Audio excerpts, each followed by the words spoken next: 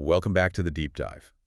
If you're anything like us, you've probably been watching the ongoing soap opera that is Manchester United for the past decade. Oh, absolutely. And you'll know that just when you think you've seen it all, they somehow manage to deliver another spectacular plot twist.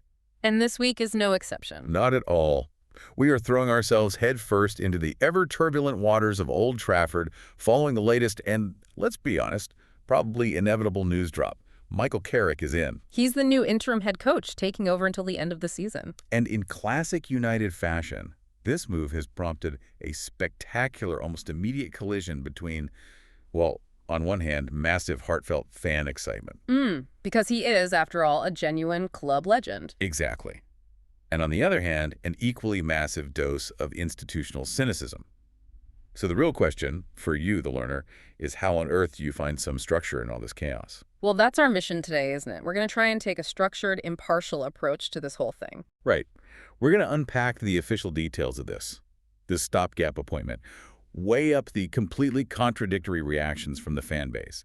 And believe me, they are contradictory. And then we'll have to objectively scrutinize Carrick's managerial CV, focusing, I think, specifically on the data we have from his time at Middlesbrough. Yes, because that's the main point of contention. But the main goal here, and the point we keep circling back to in the source material, is connecting this short-term fix to the much deeper structural problems at the club. Yeah, and this deep dive is built from sources that are really dominated by that immediate raw sentiment from fan forums like Reddit. Right, mixed in with the more objective analysis from major news outlets like Ornstein and the BBC. It gives us a brilliant, if slightly schizophrenic, view of what's really going on at the club. Before we dive in, we just have to acknowledge the immediate context. This is not a gentle introduction. No, not a soft handover. Carrick's job begins now, and his baptism of fire is this very Saturday. The Manchester Derby. Against rivals Manchester City at Old Trafford. You just couldn't ask for a higher stakes, more immediate challenge to define an entire tenure. Okay, let's unpack this official confirmation then. Yeah. Because I think the nature of the news itself, it just speaks volumes about the club's current state of administration. It really does. The initial reporting, which came from David Ornstein, confirmed that Manchester United reached an agreement in principle with Michael Carrick and his coaching staff. And that phrase, in principle, that's immediately interesting, isn't it? It confirms the strategic intent, suggests they've finally settled on the man, but it also indicates, the final appointments were subject to finalizing contract details and an official announcement. Right. It suggests that while the media frenzy makes it all seem so volatile, the club has now settled on its short-term path, which is just as important as the person they've settled on, I suppose. Settled, yes, but only after what fans immediately, and quite rightly, labeled a protracted saga. Yeah. And this is where the comedy, or perhaps the modern tragedy, of United's boardroom operations really comes into sharp focus. Exactly. One fan, Educational Shock 232, I think they really nailed the sheer absurdity of the lead-up. What did they say? They pointed out that no other club would, one, have such a protracted saga for checks notes, interim manager, and so forth, have so much media coverage on the subject. And that's it, isn't it? It's an interim role, a temporary solution. And yet it completely dominated the sports news cycle for days. It just shines a light on the sheer magnetic, almost ridiculous size of the club, even in decline. You have to step back and appreciate that irony. Another fan observed, it's unbelievably funny that despite being perceived by rivals as, and I'm quoting here, dog shit, they are still by far the biggest football club in England. Right. Which means every single managerial search, no matter how temporary it is, becomes this global high-stakes drama. The club just cannot operate discreetly. Not even when they're just trying to plug a very temporary gap. And the process leading up to this final agreement was anything but smooth, which only added to that saga perception you mentioned. We had all that prior speculation, didn't we? Involving significant talks with other candidates. Crucially, Ole Gunnar Solskjaer. He was involved, reportedly holding face-to-face discussions with the new CEO, Omar Barada, and Director of Football, Jason Wilcox. And those were widely reported as serious talks. Very serious. There were even reports suggesting that Carrick and Solskjaer could potentially work together, maybe alongside Johnny Evans, in some new-look coaching team. Sort of Legends Committee. Kind of, yeah. Combining Carrick's known tactical bent with Solskjaer's motivational ability and his club knowledge. But the very fact that the club entertained multiple internal candidates for an interim role, It just suggests a degree of scrambling, doesn't it? A lack of clear succession planning. Even after the new Ineos hierarchy was supposedly put in place to stop exactly this sort of thing. And in the end, Carrick has come in as the sole primary figure, which means he needs his own appointments. Right. And we have to remember the administrative burden he faces immediately. The previous coaching staff, they all left with the recently sacked manager, Ruben Amorim. That's a massive, sudden structural gap that needed filling instantly. So Carrick has to bring in his own dedicated backroom team, and the details of that were all part of this agreement in principle. The instability runs deep, you see. Even down to the backroom staff. You're not just changing the figurehead. No, you're ripping out the entire tactical and training infrastructure overnight. And Carrick basically has to build a completely new support system from scratch, and his first meeting is with the Premier League champions. It's unbelievable. But let's talk about that actual football challenge, because the immediate difficulty of Carrick's task, it really cannot be overstated. No. His very first game is the Manchester Derby, against a city side that will absolutely relish the chance to embarrass a club in transition. This isn't a warm-up fixture, is it? It's a defining moment from the get-go. Not at all. The schedule is just brutal. As one fan, Irish Coffee 90, bluntly put it, City and Arsenal up first. Best of luck, Michael. I mean, that's a baptism of fire that would test even the most experienced manager in world football. Let alone one whose primary managerial experience is, well, in the championship. And he is taking over, in the collective view of the fan base, one of the worst United squads in a long time.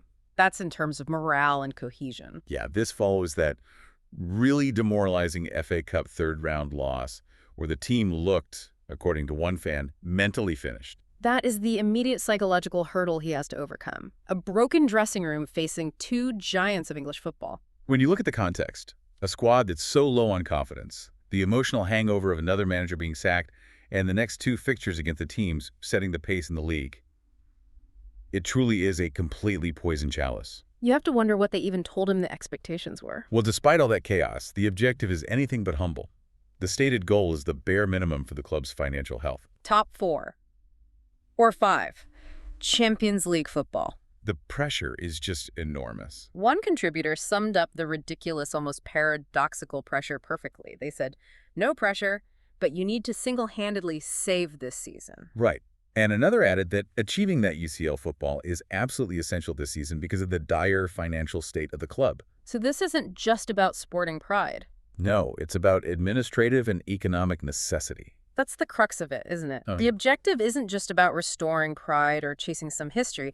It's about business viability. Top 4, or top 5, Champions League qualification is seen as the necessary fuel to jumpstart the process of attracting better players. Securing those marquee targets, attracting high-caliber permanent managers, figures like Luis Enrique were being mentioned in the source material. And building consistency. The pressure is enormous because the club's entire summer rebuild strategy under this new hierarchy, it relies entirely on Carrick delivering that financial foundation. So he's essentially juggling the club's checkbook while trying to stop Erling Haaland. Good luck with that. Okay, so let's move from the cold, hard logistics to the emotional landscape. Because it's truly remarkable how quickly the fan base just splits right down the middle. It's always the way, isn't it? When a club legend steps in, you get this huge surge of hope, this powerful emotional response. Yeah, but that's immediately undercut by the deep, deep fatigue of watching the same cycle repeat itself for over a decade. Let's start with the optimists, though, the genuine belief in the legend. The source material is full of examples of pure, unadulterated enthusiasm. Some of it bordering on the wonderfully hyperbolic. Go on. We saw declarations like my goat Carrick, English Guardiola, and my personal favorite, the magnificent suggestion that he will revolutionize football. You love to see it. It's just football fan romanticism, pure and simple. It is. And it reflects that deep, genuine appreciation for the player he was. I mean, he was a central pillar of the most successful era under Sir Alex Ferguson. Okay. One user, Responsible Food 584, explicitly stated they have always been Carrick in since 2021, and they believe he deserved the job after Ole's sacking back then. Right. So there's a sense that this is his time. He can finally show us what he's capable of. Yeah, there's this powerful, almost desperate hope tied to his history with the club, a yearning for it to finally return to its roots of competence and quality. And there's also appreciation for his willingness to step up into what is, let's face it, an impossible situation. Definitely. Yeah. Dramatic Avocado 4687 praised him for being really brave to take on the challenge, especially given the current state of affairs, the poison chalice he's just been handed. It's almost a call for the fan base to just let go of the recent resentment over the previous manager sacking and just unite behind a man who understands the club's soul. However, you then very quickly hit the wall of cynicism. You do. And it arguably dominates the discussion. The prevailing sense of doom frames this appointment not as a strategic footballing decision, but as the path of least resistance by the board. That's what one fan noted. Yeah.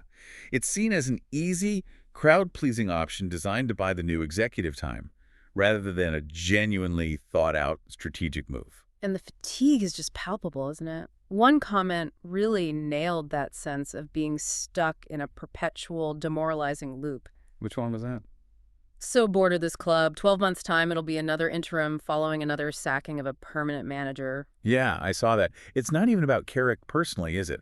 It's about the revolving door of managers, the constant churn, and the complete lack of stability that has defined the post-Ferguson era. And that leads directly to the most powerful fear in the fan base. The Ole déjà vu. The fear of déjà vu with the Ole Gunnar Solskjaer situation, exactly. The major concern is that if Carrick does surprisingly well, say, he wins the derby, strings together a run of good results, the board will just succumb to sentimentality and give him a permanent contract, even if he wasn't the top choice for the long-term structural rebuild. It's the ticking clock phenomenon, the fear that the interim succeeds too well, and that delays the necessary painful structural overhaul the club so desperately needs. It's a classic United dilemma, isn't it? Yeah. Prioritize a feel-good story and a short-term bump, or stick to the long-term analytical plan. But then look, the ultimate counterview, which offers a sort of dark comfort, is that the season is already a write-off. Right. With the team out of everything, as Evil Bunny and Adorable Anubis pointed out, there's a sense that expectations should just be dramatically lowered. Which suggests the pressure for a top-4 finish might be academic for a big chunk of the support who are just waiting for the summer clear-out anyway. But what's truly fascinating, I think, is how quickly the fan conversation pivots away from the manager entirely. And onto what they see as the central, unaddressed structural issue that precedes any manager's success. The midfield. The midfield, absolutely. It's the engine room, the foundation, the joke, finally, someone that can play CM. It just speaks volumes. It's funny, but it masks a deep, long-standing tactical frustration. The consensus is incredibly strong on this. No one will be the right fit if and when we sign proper synonyms. Exactly. The manager is secondary to the personnel problem in the engine room. And this isn't just a recent complaint about the current crop of players. This is systemic. The source material included a forensic, detailed critique on the club's poor recruitment in central midfield over the last 20 years. That's where the depth of this deep dive truly matters, isn't it? It is. Because one fan, Can Win Anything Kids, essentially argued that outside of Carrick himself and Morgan Schneiderlin, who they noted had necessary Premier League experience when he was signed, Yeah.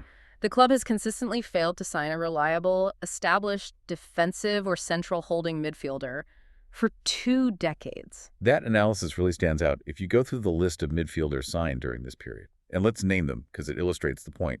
You've got players like Hargreaves, Schweinsteiger, Pogba, Fred, Casemiro, Eriksson. Right, all big names. But the fan analysis argues that they either lacked Premier League experience when they were signed, weren't primarily defensive midfielders, or, critically, were signed late in their careers. So they were short-term fixes rather than long-term strategic building blocks. Precisely.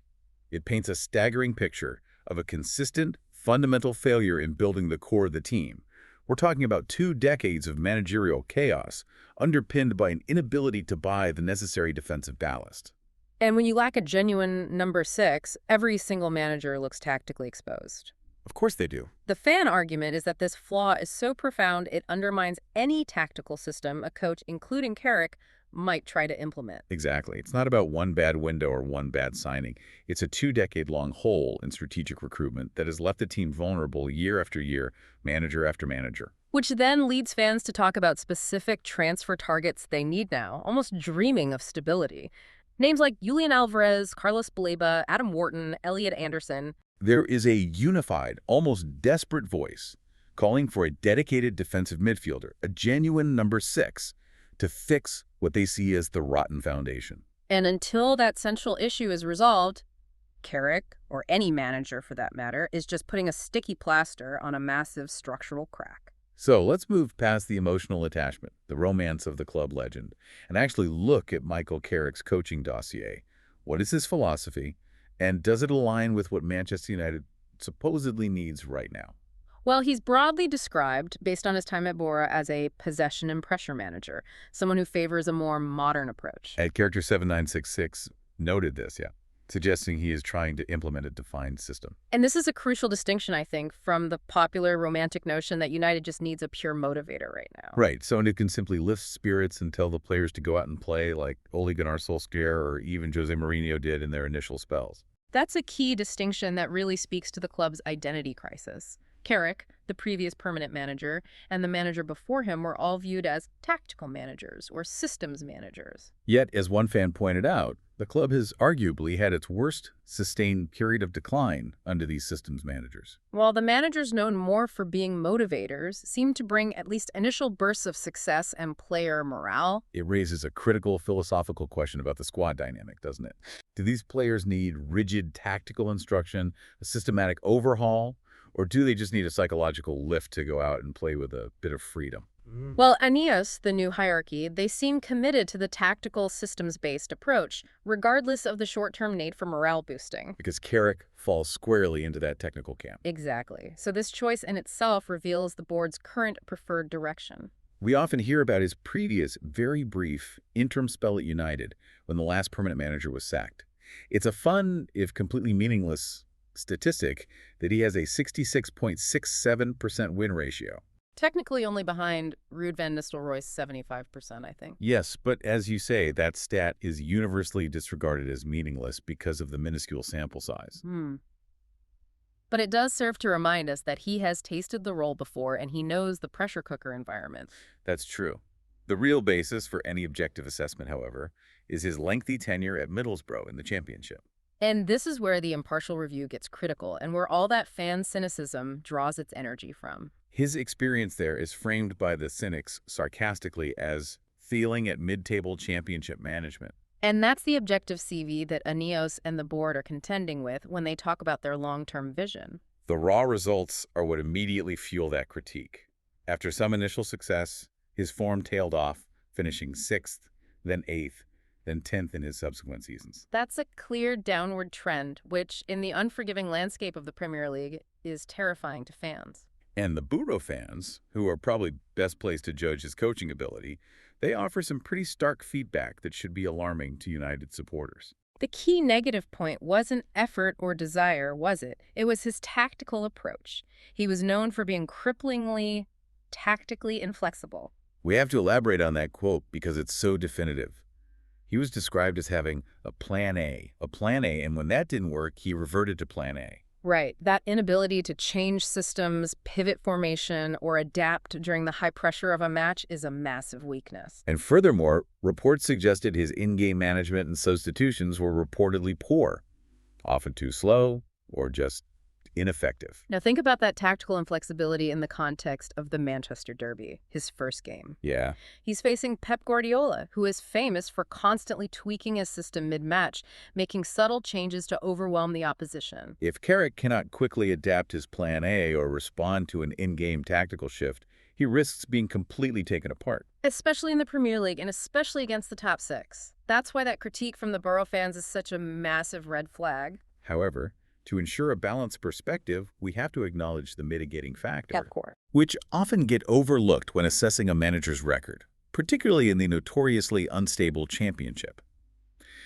Reports suggest he was, to put it bluntly, shafted by the Borough Board. He suffered significant personnel losses, didn't he? Crucially, he lost his best attackers, Akpom, who scored 28 goals, An incredible season for him. and Morgan Rogers.